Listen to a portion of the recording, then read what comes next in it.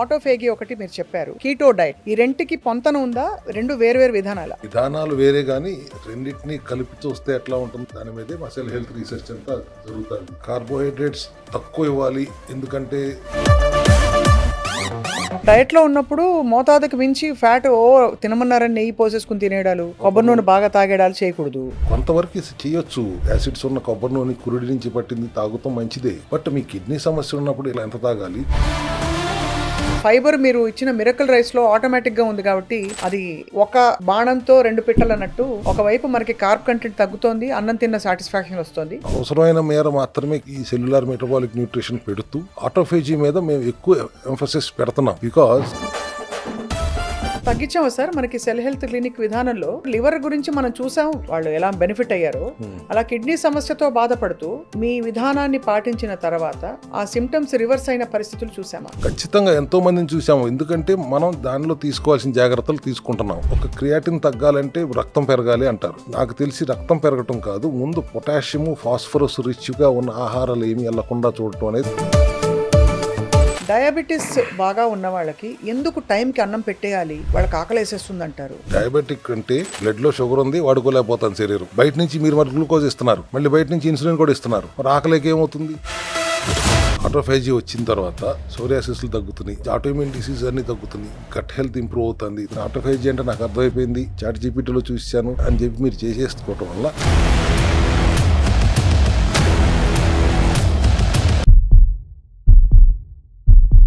అందరికీ నమస్కారం. అసలు డయట్ ఎలా చేయాలి, ఏం తినాలి, ఎంత ప్రోటీన్ తినాలి, కార్బోహైడ్రేట్ ఎందుకు తినకూడదు, వీటిపై మాట్లాడబోతున్నాం. మన cell health expert, founder of cell health clinics, doctor Chinta Ravikumar గారు is here with us again today. Sir నమస్కారం సార్. నమస్తే అమ్మా. ఎలా ఉన్నారు సార్? బాగున్నాను. మీ సెల్స్ ఎలా ఉన్నాయి? మా సెల్స్ ప్రస్తుతానికైతే పరిగెడుతున్నాయి సార్. ట్రీట్మెంట్లో ఉన్నట్టున్నారు కదా? ట్రీట్మెంట్లో ఎస్ సార్, చాలా బెనిఫిట్ అయ్యాను. చాలా ఎనర్జీ లెవెల్స్ పెరిగాయి ఫస్ట్ ఆఫ్ ఆల్. అండ్ ఇది వినే వరకు థియరిటికల్గా నాకు అర్థమైంది. ప్రాక్టికల్గా ట్రీట్మెంట్ మొదలెట్టాక I know how well I feel now. ఈ డయటింగ్ ఎంత కీలకమో నేను కూడా స్వయంగా ఎక్స్పీరియన్స్ అయ్యి చూశాను సార్. రెండు విషయాలు అడుగుతాను. ఆటోఫేగి ఒకటి మీరు చెప్పారు, అంటే సెల్స్ని ఆటోమేటిక్గా అవి డిస్ట్రాయ్ చేసుకుని బ్యాడ్ సెల్స్, అదొక విధానం. రెండోది కీటో డైట్, ఈ రెంటికి పొంతన ఉందా?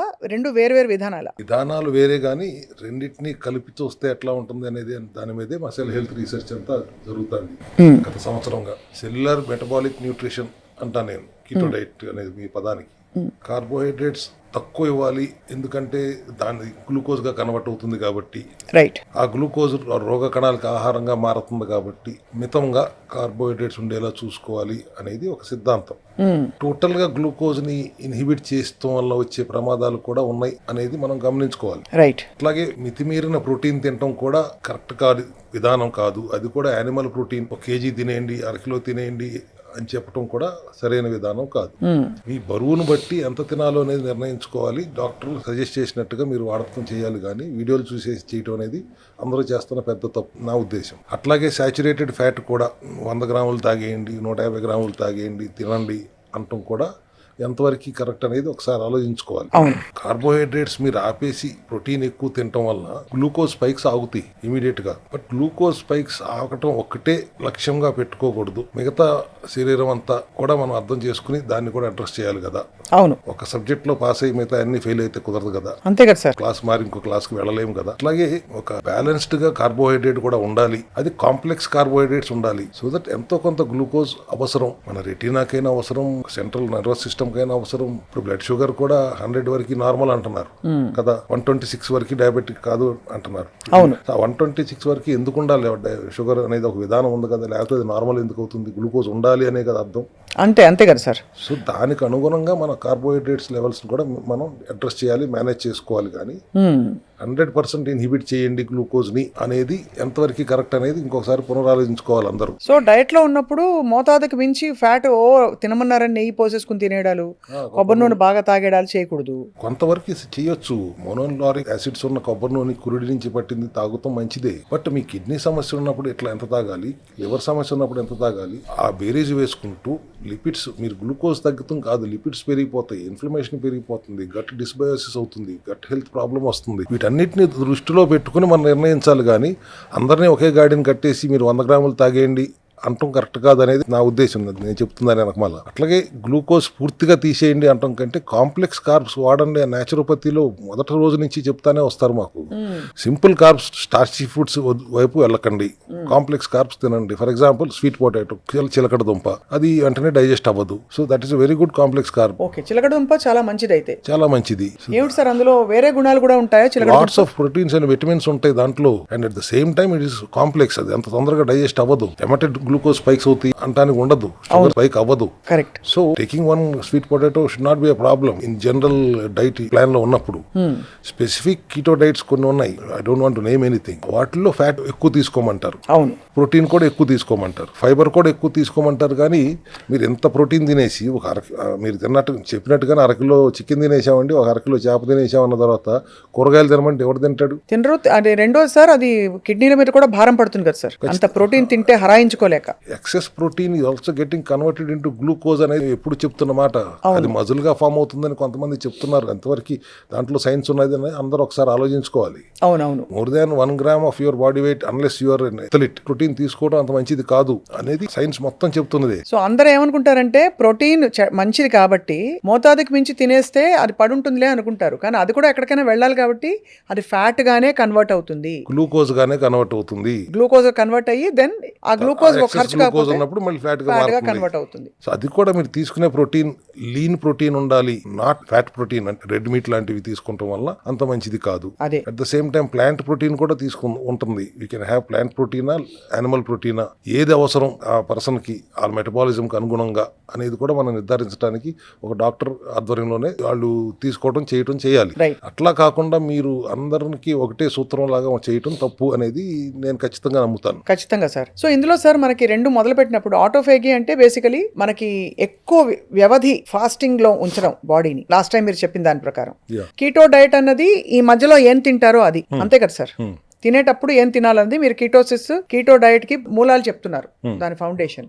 Don't eat too much protein, ఎంత మోతాదు ఉందో అంతే తినాలి. ఫ్యాట్ కూడా అడ్డదిడ్డంగా తినకూడదు. కార్బోహైడ్రేట్స్ కూడా హెల్దీ కార్బ్స్ ఉంటాయి, కాంప్లెక్స్ కార్బ్స్ ఉంటాయి, వాటిని తినొచ్చు. ఇవన్నీ బ్యాలెన్స్ చేసుకుని మీ బాడీకి ఏది తగ్గుతుందో డాక్టరే చెప్తారు. అంతే, మీ మెటబాలిజం చూసి దాన్ని బట్టి మీ బ్లడ్ టెస్టులను కూడా చూసిన తర్వాత దానికి అనుగుణమైన ఆహార విధానం చెప్తాం. దాన్ని స్ట్రిక్ట్ గా మీరు పాటించాలనేది ఎప్పటి నుంచో వస్తున్న విధానం. దాంట్లో ఉన్న మైనస్లు ఏంటో చూసుకుని వాటిని కరెక్ట్ చేసుకుంటూ సెల్యులార్ మెటబాలిక్ న్యూట్రిషన్ అని ఇప్పుడు మన సెల్ హెల్త్ క్లినిక్ లో చేస్తున్నాం. ఫ్యాట్ ని కూడా మోతాదులోనే ఉంచి, ప్రోటీన్ కూడా బ్యాలెన్స్డ్ గా ఉంచి, లీన్ ప్రోటీన్ అడ్వైస్ చేస్తూ, అవసరమైతే ప్లాంట్ ప్రోటీన్ అడ్వైస్ చేస్తూ, ఫైబర్ మీద ఎక్కువ దృష్టి పెట్టి స్ట్రెస్ చేసి చేస్తున్నప్పుడు your gut will be happy. Ultimately your master for gut health is the master switch for everything. అది నాకు యాక్చువల్లీ అర్థమైంది సార్. ఎప్పుడైతే ఫైబర్ ని పెంచామో డైట్ లో, గట్ హెల్త్ ఇష్యూస్ చాలా వరకు తగ్గిపోయాయి. అంటే ఇది వరకు ఆ బర్నింగ్, తర్వాత ఒక విధమైన డిస్పెప్సియా, లేదు ఏదైనా ఒక బ్లోటింగ్ లాగా ఉన్న ఫీలింగ్ అంతా పోయింది ఎప్పటి నుంచి ఫైబర్ పెంచిన తర్వాత. అండ్ ఈ ఫైబర్ మీరు ఇచ్చిన మిరకల్ రైస్ లో ఆటోమేటిక్ గా ఉంది కాబట్టి అది ఒక బాణంతో రెండు పిట్టలు అన్నట్టు, ఒకవైపు మనకి కార్బ్ కంటెంట్ తగ్గుతోంది, అన్నం తిన్న సాటిస్ఫాక్షన్ వస్తుంది, దాంతో పాటు మీరు చెప్పినట్టు ఫైబర్ కూడా వస్తుంది కొంత. బట్ ఒక చిన్న ప్రాబ్లం ఏంటంటే సెల్యులార్ మెటబాలిక్ న్యూట్రిషన్ లో కానీ కీటో డైట్ లో అయినా కానీ సెల్ రిపేర్ కావాల్సిన సమయం మనం ఇస్తున్నామా లేదా అనేది ఒకటే మనం ఆలోచించుకోవాలి. ఎందుకంటే కంటిన్యూస్ గా మీరు తింటూనే ఉండండి, అవసరమైన చోట కొన్ని క్రానిక్ ఎలిమెంట్స్ ఉన్నప్పుడు మీరు బరువు తగ్గకూడదు, తింటూనే ఉండాలి అని చెప్పినప్పుడు we don't give time to the body. ఆ రిపేర్ చేసుకునే టైం దానికి ఉండట్లేదు. అట్ ద సేమ్ టైం ఎక్కువ మోతాదులో యానిమల్ ప్రోటీన్ తినడం వల్ల you are deviating from the circadian based pair window, అది కూడా అవ్వట్లేదు.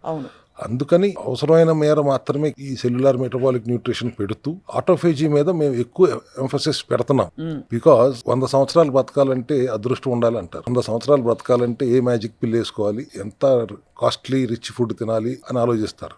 100 సంవత్సరాలు బ్రతకటం కాదు, సైన్స్ ఏం చెప్తాంది, ఎంతకాలం బ్రతకటం కాదు, ఎలా బ్రతకాలి అనేది చెప్తాంది. దాని ఉద్దేశం ఎక్కువ తింటూ, ఎప్పుడు పడితే అప్పుడు తింటూ, ఏది పడితే అది తింటూ, సరైన నిద్ర లేకుండా బాడీ మీద లాట్స్ ఆఫ్ ప్రెషర్ పెట్టేసి శరీరానికి చేస్తే సెల్స్ అలిసిపోతాయి. అలిసిపోయే స్థితిలో ముసలితనం మొదలవుతుంది. కంటిన్యూస్ గా అదే చేస్తాను, వృద్ధాప్యం అడ్వాన్స్ అయిపోతుంది. అవును, కరెక్టే సార్. సో నోబెల్ ప్రైజ్ గ్రహీతలు 3 సైంటిస్టులు తేల్చి చెప్పింది ఏంటంటే వృద్ధాప్యాన్ని మనం స్లో చేయొచ్చు, కాస్ట్లీ మందులతో కాదు, ఆహార మార్పులతో, అలవాట్ల మార్పులతో. Add decades to your life అన్నారు ఆయన, through this mechanism which I'm going to tell now. And anti ageing mechanism, not only living longer, living better.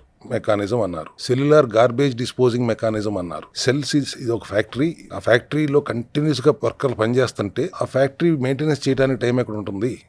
So హితమైనది తినండి, మితంగా తినండి, 70% 80% ఫిల్ అయ్యేటట్టే తినండి, కొంత ఖాళీ ఉంచండి. సో దట్ నైట్ షిఫ్ట్ లో వర్కర్స్ పనిచేయకుండా బాడీని సెల్స్ ని రిపేర్ మోడ్ లోకి తీసుకెళ్తే అవి యంగ్ గా ఉంటాయి. అదే మెకానిజం. చాలా లాజికల్ గా ఉంది సార్ ఇది. ఈ మెకానిజం పేరే ఆటోఫాజీ. సెల్ఫ్ ఈటింగ్ అన్నారు. ఆటో అంటే సెల్ఫ్, ఈటింగ్, ఫాజీ అంటే ఈటింగ్ అంటారు. జపనీస్ సైంటిస్ట్ కనిపెట్టిన 2016లో నోబెల్ ప్రైజ్ ఇచ్చిన ఆయన చెప్పింది అక్కడ జపాన్ లో ఉన్న కల్చర్ ప్రకారం తినే ఆహారాలు బేస్ చేసుకుని ఆయన అది కనిపెట్టి చెప్పారు. Fast for at least 18 hours. Initially 24 గంటల నుంచి 36 గంటలు వాటర్ ఫాస్టింగ్ లో ఉండండి, తర్వాత 18 గంటలు ఫాస్టింగ్ లో ఉండండి, నిదానంగా 16 గంటలు ఫాస్టింగ్ లోకి రండి, ఒక 3 నెలలు 4 నెలలు అయిన తర్వాత 14 గంటల ఫాస్టింగ్ లోకి వచ్చేయండి, ఒక 10 hours విండో, ఈటింగ్ విండో కని మార్చుకోండి అని ఆయన నిర్దేశించిన విధానం అది. దాంట్లో మనం అన్వయించుకోవాల్సింది, మన ఆంధ్రీకరించుకోవాల్సింది, ఇండియనైజ్ చేసుకోవాలి మన ఇక్కడున్న ఆహారాలు అలవాట్లు బట్టి. We have to integrate that autophagy into our protocol. So cell health లో మేము చేస్తున్న ప్రోటోకాల్ కూడా దాన్ని రీసెర్చ్ చేసి how to bring that eating window into our style of eating అంటే విత్ బ్యాలెన్స్డ్ మీల్ అన్నది పాయింట్ అక్కడ. అప్పుడు మేము the same cellular metabolic nutrition, ఈ ప్రోటీన్ బ్యాలెన్స్డ్ గా, కాంప్లెక్స్ కార్బ్స్ తో, లిమిటెడ్ ఫ్యాట్ తో, హై ఫైబర్ తో ఉన్న ఆహారాన్ని ఈ 8 hours విండోలోనూ, 6 hours విండోలోనూ, 10 hours విండోలోనూ తీసుకొచ్చి పెడతానికి ప్రయత్నం ఫస్ట్ చేశాం. అది ఖచ్చితంగా చాలా బాగా వర్క్ అవుతుంది. ఎందుకంటే ఒకటి, you are allowing the healthy cells to eat the dead cells and at the same time malfunction cells కూడా బ్రేక్ డౌన్ చేసి అయ్యే కాంపోనెంట్స్ వాడి, అయ్యే స్పేర్ పార్ట్లు వాడి మళ్ళీ కొత్త సెల్స్ తయారవడానికి దోహదపడుతున్నాయి. అవును. అట్ ద సేమ్ టైం ఇవి చేస్తున్న క్రమంలో మనం కూడా వాటికి ఏమి మాల్ ఫంక్షనింగ్ సెల్కి ఆహారం ఇవ్వకుండా వాటిని పస్తు పెడతాం. ఇటు పక్క నుంచి మన ఆహార విధానంలో కూడా ఉండటం వల్ల ఒకటి liver friendly autophagy, kidney friendly autophagy, పెద్దవాళ్ళకి సెన్సిబుల్ ఫాస్టింగ్ ఆటోఫేజీ, అందరినీ ఒకే గాడిని కట్, ఇట్లా రకరకాలుగా విభజించాం సెల్ హెల్త్ క్లినిక్ లో. కిడ్నీ ప్రాబ్లమ్ తో వచ్చిన వాళ్ళకి అదే ప్రిస్క్రిప్షన్ ఇవ్వలేరు, ఎట్లా ఇస్తాం? వాళ్ళకి kidney is not properly filtering, creatine ని ఫిల్టర్ చేయలేకపోతాను, మలినాల్ని తీసేయలేకపోతుంది కిడ్నీ. అట్లా వదిలేస్తే వాళ్ళు డయాలసిస్ లోకి వెళ్తున్నారు. డయాలసిస్లోకి వెళ్తే వారానికి ఒకసారితో మొదలై వారానికి 3 సార్లు, అంటే ఇంటికి రావటం వెళ్తాం అయిపోతుంది వాళ్ళ జీవితం అంతా. ఒక స్టేజ్కి వచ్చిన తర్వాత కిడ్నీ ట్రాన్స్ప్లాంట్ చేయాల్సిన పరిస్థితి వస్తుంది. సో తగ్గించాము సార్ మనకి సెల్ హెల్త్ క్లినిక్ విధానంలో అలా ఉన్న పరిస్థితి. ఎందుకంటే లివర్ గురించి మనం చూసాం, ఒకళ్ళు ఎవరో చెప్పారు కూడా మనతో, వాళ్ళు ఎలా బెనిఫిట్ అయ్యారో. అలా కిడ్నీ సమస్యతో బాధపడుతూ మీ విధానాన్ని పాటించిన తర్వాత ఆ సిమ్టమ్స్ రివర్స్ అయిన పరిస్థితులు చూసామా? ఖచ్చితంగా ఎంతో మందిని చూసాము. ఎందుకంటే మనం దానిలో తీసుకోవాల్సిన జాగ్రత్తలు తీసుకుంటున్నాం. మిగతా వాళ్ళు ఎవరు తీసుకోని జాగ్రత్తలు మనం తీసుకుంటున్న జాగ్రత్త వల్ల మన దగ్గర రిజల్ట్స్ ఎక్కువ వస్తున్నాయని నేను నమ్ముతాను. If I'm wrong, subject to correction. ఎందుకంటే ఒక క్రియాటిన్ తగ్గాలంటే రక్తం పెరగాలి అంటారు ఒక విధానం. నాకు తెలిసి రక్తం పెరగటం కాదు, ముందు పొటాషియం, ఫాస్ఫరస్ రిచ్ గా ఉన్న ఆహారాలు ఏమి వెళ్లకుండా చూడటం అనేది ప్రధానమైన, వెళ్లకుండా చూడాలి క్రియాటిన్ ఎక్కువ ఉంటే. అట్లాగే మరి ఒక 1/2 లీటర్ నీళ్లు తాగండి, లీటర్ నీళ్లు తాగండి అంటే కూడా ఇట్స్ నాట్ పాసిబుల్. కనీసం 2 లీటర్ నీళ్లు కొద్దిగా తాగండి అనేది మా సెల్ హెల్త్ విధానం. 50 ml కరిగి మీరు 2 లీటర్లు తాగండి, ఎక్కువ సార్లు తాగండి అని చెప్తాము. పొటాషియం డెఫిషియెంట్ గా ఉన్న ఫుడ్ తీసుకోవాలి అంటే ఫర్ ఎగ్జాంపుల్ అవకాడో తినొద్దంటాము, పినాచి పాలకూర తినొద్దంటాము, ములక్కాయ తినొద్దంటాము, డ్రమ్ స్టిక్స్ తినొద్దంటాము, మునగాకు తినొద్దంటాము, కాకరకాయ తినొద్దంటాము, బూడిద గుమ్మడికాయ తినొద్దంటాము, నిమ్మకాయలు వాడొద్దంటాము, పొటాషియం రిచ్ గా ఉన్న ఏ ఫుడ్ తినొద్దంటాము. మరి నిమ్మకాయలు గట్టిగా వాడమని మీరే చెప్తారు కదండి కిటో డైట్ లో. అంటే అందరికీ వర్తించరు కదా అది, అదే మీరు చెప్తున్నారు. కిడ్నీ సమస్య ఉన్న వాళ్ళు నిమ్మకాయలు వాడకూడదు. ఇది నేను సెల్ హెల్త్ క్లినిక్ లో పాటిస్తున్న విధానం. సి విటమిన్ సప్లిమెంట్ లో మళ్ళీ పొటాషియం, ఫాస్ఫరస్ ఉండదు, నిమ్మకాయలో ఉంటుంది, దాంట్లో తీసిన ఎక్స్ట్రాక్ట్ లో ఉండదు. అవసరమైతే సిట్రిక్ స్టేట్ లో ఉంచాలనుకుంటే ఒక సి విటమిన్ సప్లిమెంట్ వేసుకోండి, నిమ్మకాయలు మాత్రం వాడొద్దండి. పులుపు కావాలంటే గోంగూర, చుక్కకూర వాడుకోండి, కానీ నిమ్మకాయలు వాడొద్దండి, చింతపండు కూడా వాడొద్దండి అని చెప్తాం. సో ఇంత జాగ్రత్తలు తీసుకుంటూ ఆటోఫేజీలోనే మళ్ళీ తెల్ల బాసుమతి అన్నం తినమంటాను కిడ్నీ పేషెంట్స్ కి. వాళ్ళకి దాంట్లో పొటాషియం, ఫాస్ఫరస్ చాలా తక్కువ, 30 mg కూడా ఉండదు తెల్ల బాసుమతిలో మాత్రమే. సో ఆ అన్నం తినండి కొద్దిగా, దాంట్లో ఎక్కువ కూరలు కలుపుకుని తినండి, కూరల్లో ఆ అన్నం నంచుకోండి, అన్నంలో కూర నంచుకోవడం కాకుండా అనే విధానంతో పెడుతూ, అట్లాగే సప్లిమెంటరీ సపోర్ట్ సెల్ పునర్నవ కానీ, సెల్పీనెఫ్రోస్ అని కానీ, రీనోడయాకేర్ కానీ, రెనోటిన్ అని, రీనోసెల్ అని, అట్లా దానికి సంబంధించిన బోల్డ్ సప్లిమెంటరీ సపోర్ట్తో ఆటోఫేజీలో పెడితే కిడ్నీ పేషెంట్స్ రివర్స్ 11 ఉన్న క్రియాటిన్ కూడా 4 తర్వాత 2కి ఇప్పుడు 1.6కి వచ్చి, ఇంక పూర్తిగా 1.1కి రాలేదు కానీ 1.6కి వచ్చి, ఇట్లాంటి కేసులు బోల్డ్ చూస్తున్నాం మనం. ఓహో, కాబట్టి డైట్ తో అంత కంట్రోల్ చేయొచ్చు సార్. అపార్ట్ ఫ్రమ్ ఈ ఫంక్షనల్ మెడిసిన్. యా, ఇక్కడ మరి మీరు గమనించాల్సిన ఆటోఫేజీ కూడా జరుగుతుంది. అదే అందుకనే సార్, అదే healthy cells are also taking care of the malfunctioning cells. ఒక పక్కన చేస్తూనే ఉన్నారు, మనం సప్లిమెంటరీ సపోర్ట్ ఇస్తున్నాం, ఆహారంలో కూడా తీసుకోవాల్సిన జాగ్రత్తలు తీసుకుంటున్నాం. కాబట్టి మన కిడ్నీ సమస్యలు చాలా మందికి మనం తగ్గించగలుగుతున్నాం సెల్ హెల్త్ క్లినిక్ లో. సార్ నాకు ఒక డౌట్, ఇప్పుడు ఇది తిరకాసుగా ఉంటుంది ఈ ప్రశ్న. డయాబెటీస్ బాగా ఉన్న వాళ్ళకి ఎందుకు టైంకి అన్నం పెట్టేయాలి, వాళ్ళకి ఆకలి వేసేస్తుంది అంటారు. అది వాళ్ళు ఇన్సులిన్ మీద ఉన్నారు కాబట్టి అది పుట్టుకొచ్చే సిమ్టమా? సహజంగా డయాబెటిక్స్ కి ఆకలి ఎందుకు ఎలా ఎక్కువ లాజికల్ గా వేస్తుంది? వాళ్ళకున్న షుగర్ అంతా బర్న్ కావట్లేదనే కదా. డయాబెటిక్ అంటే బ్లడ్ లో షుగర్ ఉంది, వాడుకోలేకపోతాను శరీరం. అది బయట నుంచి మీరు మరి గ్లూకోజ్ ఇస్తున్నారు, అవును మళ్ళీ బయట నుంచి ఇన్సులిన్ కూడా ఇస్తున్నారు. అవును, మరి ఆకలికి ఏమవుతుంది? ఆల్రెడీ ఉన్న గ్లూకోజే వాడుకోలేకపోతుంటే మీరు మళ్ళీ గ్లూకోజే పెడితే, మిగతా పోషకాలు పెట్టకపోతే ఆ గ్లూకోజ్ ఉన్నది మళ్ళీ వెళ్ళింది, అది ఎక్సెస్ గ్లూకోజే అవుతుంది. కానీ మీకు కావాల్సిన న్యూట్రిషన్ అయితే వెళ్ళట్లేదు కదా.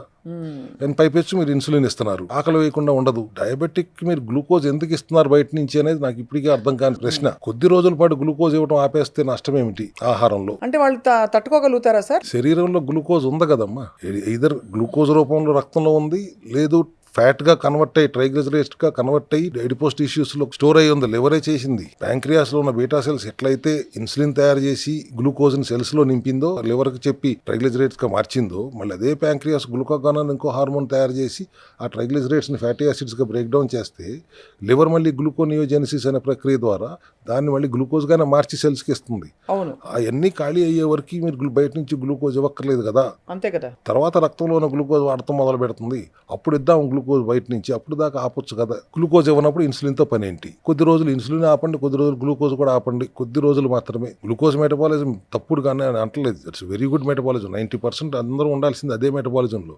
అక్కడ ఏదైనా ఇబ్బంది వచ్చినప్పుడు కొద్ది రోజుల పాటు టెంపరీగా మనం కీటోన్ మెటబాలిజంలోకి వెళ్తున్నాం, ఆ తర్వాత మళ్ళీ గ్లూకోజ్ మెటబాలిజంలోనే వాడమంటున్నాం. సో మీరు అది ఎత్తారు కాబట్టి డయాబెటిక్ సబ్జెక్టు నాకు అసలు అది పెద్ద ఆవేదనతో కూడిన సబ్జెక్టు. ఎందుకు ఇట్లా చేస్తున్నారు? జీవితాంతం మందులు వాడమంటారు ఏంటి? ఈ పైపెచ్చు మందులు వాడినా కూడా అది కంట్రోల్ అవ్వదు, నెంబర్ గేమే. 11.5 ఉందా, 8.5 ఉందా, ఈ మధ్యలో ఉంటుంది HbA1c, ఆ నెంబర్ చూస్తారు అంతే. ఒక వ్యక్తి అడిగిన ప్రశ్న సార్, వాళ్ళకి 11.8 ఉన్న ఈ డయాబెటీస్ HbA1c అది 5.8కి వచ్చింది, మన దగ్గరే వచ్చింది కదా. అది వచ్చిన తర్వాత ఇది మెయింటైన్ చేయాలా, ఇదే డైట్ మెయింటైన్ చేయాలా? అంటే అది ఎప్పటికీ ఇలాగే తినాలా, మామూలుగా కొంచెం దాన్ని పెంచుకోవడం చేంజ్ చేసుకోవడం జరుగుతుందా అన్నది వాళ్ళ ప్రశ్న. మంచి ప్రశ్నే, కానీ నేను చెప్పింది వేరు, మీరు చెప్పింది వేరు అయి ఉంటుంది. నేను చెప్పింది అసలు ఏ డైట్ చేయకుండా నా సప్లిమెంట్లు మాత్రమే వాడి 11.5 నుంచి 5.5కి వచ్చారు. టెస్ట్ మోనీలు కూడా మీ దగ్గర చూపించాను. ఇట్లా కాకుండా డైట్ చేస్తూ, అంటే ఆహారంలో గ్లూకోజ్ వెళ్ళనివ్వకుండా చూస్తూ గనక మనం రివర్స్ చేయగలిగితే తర్వాత మళ్ళీ రాదా అని ప్రశ్న ఖచ్చితంగా రాదు. మీరు విచక్షణతో తింటే, విచ్చలవిడిగా తినకుండా. పైపెచ్చు ఎప్పటికప్పుడు మెయింటెనెన్స్ చేసుకోవాలనే కదా నేను ఎప్పుడు చెప్పేది. 6 నెలలకు ఒకసారి ఒక 21 రోజులు మెయింటైన్ చేసుకో, మళ్ళీ గ్లూకోజ్ లేని ఆహారం కొద్ది రోజులు పాటించండి. సంవత్సరానికి ఒక మండలం రోజులే కదా నేను ఎప్పుడు చెప్పేది. గ్లూకోజ్ లేని ఆహారం పెట్టండి, కావాల్సిన సప్లిమెంటరీ సపోర్ట్ ఇవ్వండి, బాడీని డీటాక్స్ చేయండి. ఈ విధంగా ఉంటే మళ్ళీ ఎప్పటికీ షుగర్ వచ్చే అవకాశం లేదు అనేది మా విధానం. అది అర్థమైంది సార్. అయితే ఇప్పుడు మొత్తానికి అంటే ఈ డయాబెటీస్ ప్రస్తావన ఎందుకు వచ్చిందంటే సార్, ఎలా అయితే కిడ్నీస్ పేషెంట్లకి ఆటోఫేగి డిఫరెంట్గా ఉంటుంది, మీరు ఇచ్చే ప్రిస్క్రిప్షన్ ఆఫ్ డయట్ డిఫరెంట్గా ఉంటుంది. తెల్ల బాస్మతి రైస్ తినమని చెప్తారు. అలాగా డయాబెటీస్ పేషెంట్స్ కూడా ఆబ్వియస్లీ వాళ్ళ కీటో డయట్ కావచ్చు, లేదు ఈ ఆటోఫేగి కావచ్చు, కస్టమైజ్ అయ్యి ఉంటుంది వాళ్ళ సిమ్టమ్స్ ప్రకారం. కాబట్టి డైట్ బ్లైండ్గా చేసేదైతే కాదు. డాక్టర్ సంప్రదింపు లేకుండా చేస్తే మెడనొప్పికి మందేస్తే మోకాలు నొప్పి వచ్చినట్టు వేరే సమస్యలు పుట్టుకొస్తాయి. Autophagy is very good and no doubt about it. Cell health లో చేస్తున్న autophagy is totally different from what general గా అందరూ అనుకునే ఆటోఫేజీ. అవును. సో డయాబెటిక్ పేషెంట్ ఆటోఫేజీ ఎట్లా చేయాలి అన్నప్పుడు మీరే చెప్పారు, ఇందా మిరకల్ రైస్ తినండి, దాంట్లో గ్లూకోజ్ ఉండదు కదా. అట్లాగే నేను అల్ట్రా లో కార్బ్ ఫ్లోర్ ఇస్తున్నాను, దాంతో రోటీ చేసుకు తినండి, దాంట్లో ఏం గ్లూకోజ్ ఉండదు కదా. ఇప్పుడన్నా ఒక చిలకడ దుంప తినండి, వద్దని అంటలేదు. టోటల్ గా కాంప్లెక్స్ కార్బ్స్ కొద్ది మోతాదులో తినండి. వారంలో 2 రోజులు కావాలంటే మిల్లెట్స్ తినండి, ఇబ్బంది ఏం లేదు. ఫైబర్ ఉంటుంది కాబట్టి షుగర్ స్పైక్స్ వెంటనే అవ్వదు. అట్లా క్రేవింగ్స్ మిస్ అవ్వకుండా వాళ్ళని ఆటోఫేజీలో ఉంచి we're ensuring that he is recovering from the diabetes. కానీ ఫ్యాటీ లివర్ అయినా కానీ, లివర్ ఫైబ్రోసిస్ అయినా కానీ, ఏది కాకపోతే వెయిట్ లాస్ సార్. ఐడియల్ వెయిట్లో ఉంటే, ఎందుకంటే సార్ 73 ఉండవలసిన వాళ్ళు 78కి వెళ్తే ఆ 4-5 కిలోల్లో కూడా వాళ్ళ థైరాయిడ్ మారిపోయి వేరే ప్రొఫైల్స్ అన్నీ కూడా కొంచెం అబరేషన్స్ ఉండి చూస్తున్నాం. ఆ 4-5 కిలోలు తగ్గిపోతే కూడా చాలా విషయాలు సెట్ అయిపోతాయని మనం వింటూ ఉంటాం సార్ కేస్ స్టడీస్లో. వెయిట్ లాస్కి వస్తే ఇంకా చాలా ఈజీ అమ్మ, ఇంత రెస్ట్రిక్షన్స్ కూడా పెట్టాం. 20 గ్రాములే కొబ్బరి నూనె తాగమంటాం ఆటోఫేజీలో. అండ్ వైట్స్ అవాయిడ్ చేసి చక్కగా బ్రౌన్ రైస్ మిల్లెట్స్ తినొచ్చు. పప్పు తింటావా, తిను, పెసరపప్పు తిను, కందిపప్పు తినబాక అంటాను. దుంపలు తప్పితే మిగతా కూరగాయలన్నీ వాడుకోండి. He's eating normal life maintain lead చేస్తున్నాడు and losing at least about 1.5 to 2 kgs every week. నెల అయ్యేపాటికి 4 కిలోలు ఖచ్చితంగా తగ్గుతున్నాడు. ఖచ్చితంగా తగ్గుతారు అన్ని తింటూ. మళ్ళీ వైట్ రైస్ తినొద్దు, వైట్ బ్రెడ్ తినొద్దు, మైదా పిండి తినొద్దు, వైట్ షుగర్ వద్దు, వైట్ సాల్ట్ వద్దు, ఇలాంటి వైట్స్ అవాయిడ్ చేస్తాము, దుంపలు అవాయిడ్ చేస్తాం, most important refined oils avoid చేస్తాం. ఈ అవాయిడ్ చేస్తూ నీ క్రేవింగ్స్ ఏమి మిస్ అవ్వకుండా నువ్వు వెయిట్ తగ్గుతున్నావు. రైట్. ఇట్లా తగ్గిన వెయిట్ సస్టైన్ అవుతుంది. మీరు మొత్తం గ్లూకోజ్ అవాయిడ్ చేసేసి, కార్బోహైడ్రేట్స్ అవాయిడ్ చేసేసి, హై సాచురేటెడ్ ఫ్యాట్ తీసేసుకుని, ఎక్కువ మోతాదు ఎక్కువ ప్రోటీన్ తీసేసుకుని బరువు తగ్గి మళ్ళీ కార్బోహైడ్రేట్స్ తింటాం మొదలు పెడితే మళ్ళీ పెరిగిపోతారు. ఇప్పుడు మీరు కార్బోహైడ్రేట్స్ తింటూ తగ్గుతున్నారు ఈ ఆటోఫేజీలో. సో ఇది నిలబడుతుంది. More sustainable, more pleasant, more easy also. Sir final ఒక క్వశ్చన్ అడగాలి. ఇది ఇప్పుడు మీరు సగటున వారానికి 2-3 సార్లు బయట తింటూ, అది ఆఫీస్ లంచ్ కావచ్చు, పార్టీ కావచ్చు, ఇంకేదో కావచ్చు, స్విగ్గీ కావచ్చు, ఇంట్లో రోజు అన్నం, పప్పు, కూర, ఇంకేదో నాన్ వెజ్ తినేవాళ్ళు నాన్ వెజ్ పెట్టుకుని తినే డైట్ నుంచి చాలా మితంగా రిఫైన్డ్ ఆయిల్స్ ఇవేవీ లేని భోజనాలు కంప్లీట్ గా రెస్ట్రిక్టెడ్ టైమింగ్స్ లో ఇలా తినమని చెప్తున్నారు. ఇందులో చీట్ డేస్ అలౌడా కాదా? అసలు చీట్ డేస్ ఉండాలా, ఉండకూడదా? నేను చీట్ డేస్ అన్నాం కానీ I call it refeed day. ఏదైనా లోపం, డెఫిషియన్సీస్ ఉంటే ఈ విధానంలో హార్మోనల్ ఇంబ్యాలెన్స్ అయ్యే అవకాశాలు ఉంటాయి కాబట్టి ఎస్పెషల్ లేడీస్లో weekly once or fortnightly once you can call it refeed day. Cravings ఉన్నప్పుడు, స్వీట్ క్రేవింగ్స్ వచ్చాయి సార్, ఏం చేయాలి అప్పుడు? 10 రోజులకు 15 రోజులకు ఒక రోజు రీఫీడ్ డే కింద పెట్టుకున్నప్పుడు మీ ఇష్టం వచ్చినట్టు తినేయండి. అప్పుడు కూడా ఫుల్ గా వాయించి తినడం కాదు, మితంగా తినాలి, అంతే కదా సార్? అవాయిడ్ చేయాల్సిన వైట్స్ అవాయిడ్ చేస్తూ రిఫైన్డ్ ఆయిల్స్ జోలికి వెళ్లకుండా మీరు కావాల్సినంత తినండి, కావాల్సినట్టుగా తినండి. మనం కడుపు కట్టేసుకుని బతకమని నేను ఎప్పుడు చెప్పను. క్రేవింగ్స్ ఉంటాయి, సరదాగా బయటకు వెళ్ళాలని ఉంటుంది, ఏదో బర్గర్ తినాలని ఉంటుంది, నీకు నచ్చింది తినాలని ఉంటుంది, వెళ్ళి పబ్కి వెళ్ళాలని ఉంటుంది, వెళ్ళు, నెలకు ఒకసారి వెళ్ళు, లేదా 2 సార్లు వెళ్ళు, నో ప్రాబ్లం. అసలు తెల్లారులు ఇస్తే రాత్రి అంతా అక్కడే కనపడుతుందా, తెల్లారులు ఇస్తే అక్కడే కనపడుతుంది, అటువంటి అలవాట్ల నుంచి దూరంగా ఉండమంటున్నాం. కానీ we're not asking them to deprive of their cravings totally. ఎప్పుడన్నా ఒక రోజు మీరు ఇబ్బంది పెడితే శరీరాన్ని సర్దుకుంటుంది, రోజు ఇబ్బంది పెడితే ఇంకోలా సర్దుకుంటుంది, అంతే కదా సార్? కానీ ఇది ఎక్స్పీరియన్స్ చేసిన వాళ్ళు ఎవరు కూడా అసలు చీటింగ్ గురించి ఆలోచించారన్న విషయం నాకు తెలుసు. చాలా మంది అఫ్ కోర్స్ డిలిజెంట్ గా డైట్ చేసే వాళ్ళు కూడా తెలిసి వస్తుంది. శరీరం మీద ఆ డైజెషన్ భారం, అనవసరమైన కాలుష్యంతో కూడినవి, లేకపోతే ఇతరత్ర సోకాల్డ్ గుడ్ థింగ్స్ అనుకునేవి లాంటివి వేయకుండా ఉంటే ఇన్ఫ్లమేషన్ బాడీలో తగ్గుతూ వస్తే ఎంత ప్లెజెంట్గా ఉంటుందో experience will teach sir. Once autophagy వచ్చిన తర్వాత life has become very easy. First of all సోరియాసిస్లు తగ్గుతున్నాయి ఆటోఫేజీలోనే, అంటే అన్ని తింటూ. ఇంకా అంతకుమించి ఆటోఇమ్యూన్ డిసీజ్ అన్ని తగ్గుతున్నాయి, గట్ హెల్త్ ఇంప్రూవ్ అవుతుంది త్రూ థెరపెటిక్ వాల్యూస్తో పాటు ఆటోఫేజీలో ఉన్నప్పుడు. Any kind of autoimmune diseases కూడా మన ఆటోఫేజీలో with the help of the supplementary support తగ్గుతుంది. 18 గంటల తర్వాత తినొచ్చు అన్నప్పుడు ఎవడైనా ఆగుతాడుగా. 100 రోజుల దాకా తినకూడదు అన్నప్పుడు వేరు, రేపు 18 గంటల తర్వాత 16 గంటల తర్వాత తినొచ్చు అనుకున్నప్పుడు it's easy for anybody to do. అందరూ అంటారు కార్బోహైడ్రేట్స్ ఒకసారి తింటే మళ్ళీ మళ్ళీ తినాలనిపిస్తుంది అని. ఇక్కడ you have a restriction, you cannot eat till tomorrow afternoon అన్నప్పుడు రేపు ఆఫ్టర్నూన్ తినొచ్చు కదా అని ఆగుతాడు. బికాస్ హీఈస్ హ్యావింగ్ ఎ ప్రాబ్లంతో వచ్చిన వాడు ఎందుకు చేయడు? రేపు తినొచ్చు అన్నప్పుడు ఇట్స్ టెంప్టింగ్ కదా, రేపు తినొచ్చు అన్నప్పుడు ఎవడైనా చేస్తున్నాడు. అదే కదా. 100 రోజులు తినకూడదు, 120 రోజులు తినకూడదు అన్నప్పుడు 2వ రోజు 3వ రోజు డ్రాప్ అయిపోతున్నారు. అది కాబట్టి ఇది easier to integrate and easier to heal. I think it's a revolution happened. అంటే ఆయన ఎవరో కనిపెట్టి అక్కడ 2016లో నోబెల్ ప్రైజ్ ఇచ్చారని చెప్తాం కాదు. ఇది ఎప్పటి నుంచో మన సనాతన సాంప్రదాయంలోనే ఉంది. లంకనం అనేది మనకి వాళ్ళు కొత్తగా వచ్చింది కాదు, మర్చిపోయాం. ఆయన గుర్తు చేశారు, పోనీ థ్యాంక్స్ టు హిమ్. మళ్ళీ మనం అదే అవలంబిద్దాం. మన సెల్ హెల్త్ క్లినిక్లో దానిని మనకు అనుగుణంగా ఆంధ్రీకరించుకున్నాను అనుకోండి, పోనీ రేపొద్దున భారతీకరించుకుంటాను. You have to ensure this suits our environment, our culture. దానికి అనుగుణంగా చేయాలి అనేది నేను ప్రధానంగా ఇక్కడ చెప్పదలుచుకున్న విషయం. At the same time 100% carb రెస్ట్రిక్టెడ్గా ఉండక్కర్లేదు. మోతాదులో 25% కార్బ్స్ ఉండటం మంచిది. అది but that should be most of the complex carbs ఉండాలి. Balanced protein, balanced fibre. 25% ఇది ఉందంటే మిగతా 75%లో ప్రోటీన్ ఉంటుంది, ఫైబర్ ఉంటుంది. అవును. అండ్ కొద్ది మోతాదు సాచురేటెడ్ ఫ్యాట్ కూడా ఉంటుంది. బ్యాలెన్స్డ్ గా ఉంటూ మీరు ఆటోఫైజ్ చేసినప్పుడు సప్లిమెంటరీ సపోర్ట్ తో ఎటువంటి అనారోగ్యమైన ఇట్లా చిట్టికేసి తగ్గించుకోగలిగే దమ్ము మన సెల్ హెల్త్ విధానంలో ఉంది. కాకపోతే ఎవరికాళ్ళు సొంతంగా చేసుకోబాకండి, డాక్టర్ సంప్రదింపు ద్వారానే చేసుకుని. ఆటోఫైజ్ అంటే నాకు అర్థమైపోయింది, చాట్ జీపీటీలో చూశాను, అని చెప్పి మీరు చేసేసుకోవటం వల్ల చాలా ఇబ్బందులు ఉంటాయి. మీరు ఒక డాక్టర్స్ అడ్వైజ్తోనే చేయండి. మీ మెటబాలిజంకి అనుగుణంగా వాళ్ళు అడ్వైజ్ చేస్తారు. న్యూట్రిషనిస్టులు, క్వాలిఫైడ్ న్యూట్రిషనిస్టులు ఉంటారు, వాళ్ళ సలహా తీసుకుని చేయండి అనేది నా విజ్ఞప్తి. తప్పకుండా డాక్టర్ రవికుమార్ గారు, బికాజ్ ఐ థింక్ ఇది ఫండమెంటల్ ఫౌండేషన్ ఆరోగ్యానికి. అండ్ ఇలా కనుక పాటించగలిగితే వాళ్ళే ధన్యులు. బికాజ్ ఆరోగ్యకరమైన జీవితం, వీలైతే దీర్ఘకాలిక జీవితం కూడా వాళ్ళకి ప్రసాదించే ఒక అద్భుతమైన విధానం ఇది. Thank you very much for wonderful, very insightful session sir. Thank you.